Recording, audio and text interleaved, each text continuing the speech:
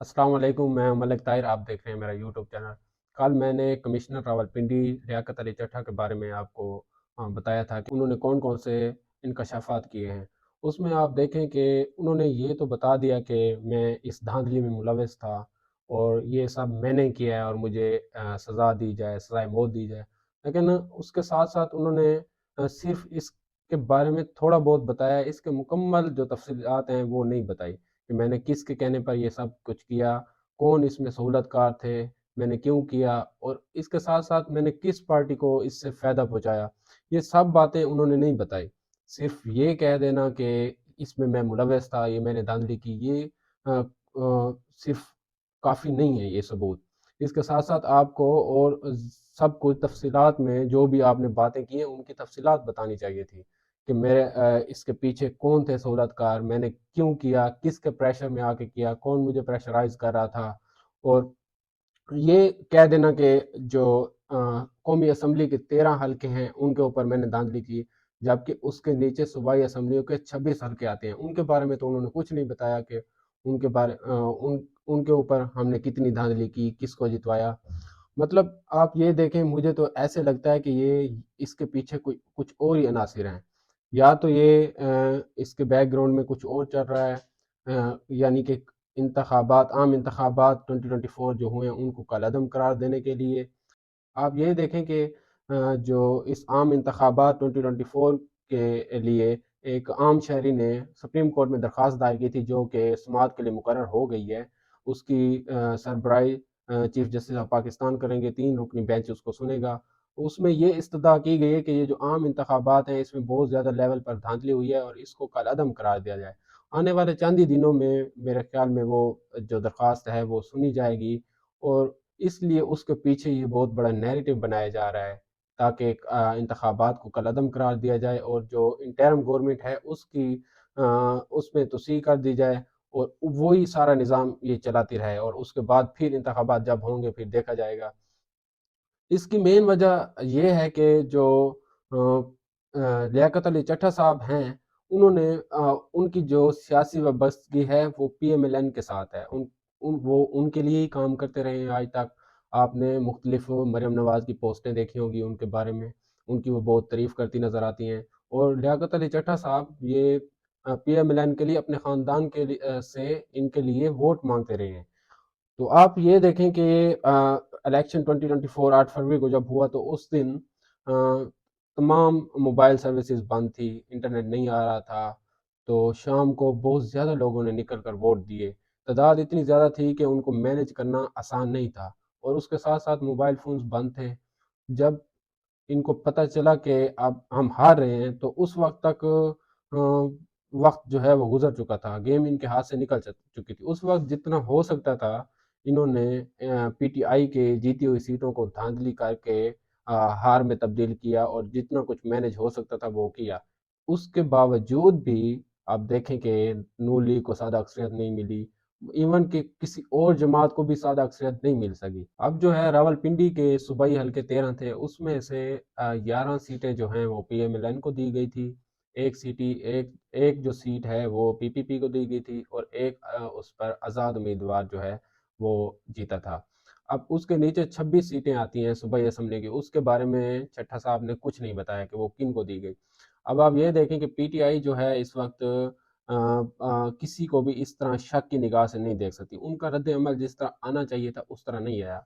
उसकी वजह यह है कि उनके साथ बहुत ज़्यादा ज़्यादती की गई है, बहुत जो है उनके साथ धांधली की गई। उसके साथ साथ उनके साथ जो कुछ सलूक हो रहे हैं पिछले 1.5 साल से वो भी आप सबके सामने है, इसलिए वो खुलकर इसके ऊपर मौक़िफ़ नहीं दे रहे कि कहीं हम खुद ही ना फंस जाएं इसमें। जैसा कि आपने 2-3 दिन पहले देखा होगा कि मौलाना साहब ने अपनी एक स्टेटमेंट दी थी अदम एतमाद पर, तो उस पर भी पीटीआई ने जो है अपना कोई रद्द अमल नहीं दिया ख़ास तौर पर। अब नवाज शरीफ को ये कहा गया है कि आप वफाक में हुकूमत ना लें, सिर्फ पंजाब में हुकूमत बनाएं, क्योंकि हम अवाम के सामने नहीं जा सकते, अवाम के सामने अपना एतमाद खो चुके हैं, हमारी सियासत जो बची हुई है ये भी ख़त्म हो जाएगी। क्योंकि इस वक्त पाकिस्तान के हालात कुछ बेहतर नहीं है माशी तौर पर, ना ही सियासी तौर पर।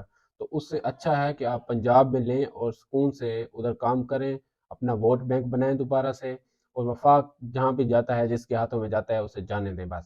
साथ साथ मीडिया में कुछ खबरें चल रही हैं कि نواز شریف صاحب کو کہا گیا ہے کہ اگر آپ وفاق میں حکومت نہیں لینا چاہتے تو آپ کو پنجاب میں بھی نہیں دی جائے گی۔ یہ کوئی آسان بات نہیں ہے کہ آپ کے لیے سب کچھ مینج کیا گیا اور آپ وفاق میں حکومت نہ لینا چاہیں، تو اگر وفاق میں آپ حکومت نہیں کریں گے تو پنجاب میں بھی آپ کو نہیں دی جائے گی۔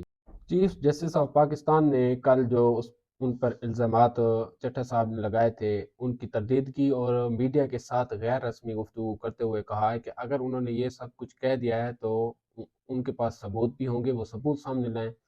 اس طرح تو اگر میں کسی کے اوپر الزام لگا دوں تو میرے الزام لگانے سے وہ سچ تو نہیں ہو جائے گا، اس کے لیے ثبوت پیش کرنے پڑتے ہیں۔ اب یہ دیکھیں کہ چیف جسٹس صاحب پہلے میڈیا کے ساتھ کوئی گفتگو نہیں کرتے تھے، اب اس کے پیچھے کچھ تو ہے جو انہوں نے کل میڈیا کے ساتھ غیر رسمی گفتگو کی، اپنے اوپر الزامات کی تردید کی، اور ان کو کہا کہ میں انتخابات کرانے کے لیے تو کردار تھا لیکن اس میں دھاندلی میں کوئی کردار نہیں ہوں، اگر کسی کے پاس ثبوت ہیں تو وہ سامنے لے آئیں کہ اس الیکشن میں دھاندلی ہوئی ہے۔ اب چیف جسٹس صاحب کو سیدھی سی بات نہیں سمجھ آ رہی کہ تمام جو عوام ہے، ووٹرز ہیں، سب کہہ رہے ہیں کہ اس الیکشن میں دھاندلی ہوئی ہے، اور اس کے ساتھ ساتھ سرکاری افسران نے بھی اب یہ کہنا شروع کر دیا ہے کہ یہ دھاندلی ہوئی ہے۔ میرے خیال مطابق اب بہت سارے ایسے بیوروکریٹ ہیں جنہوں نے اپنی ویڈیوز ریکارڈ کی ہوئی ہیں، وہ ایک مناسب وقت کا انتظار کر رہے ہیں، کیونکہ جب وہ میڈیا کے سامنے اگر بیٹھیں گے اور وہ اپنی سٹیٹمنٹ دیں گے تو وہ اٹھائے جائیں گے، یا پھر میڈیا ان کی اس طرح سے سٹیٹمنٹ نہیں دکھائیں گے، اس لیے انہوں نے ویڈیو اپنی ریکارڈ کی ہوئی ہے، آنے والے کچھ دنوں میں وہ ہو سکتا ہے کہ آپ کے سامنے آ جائے۔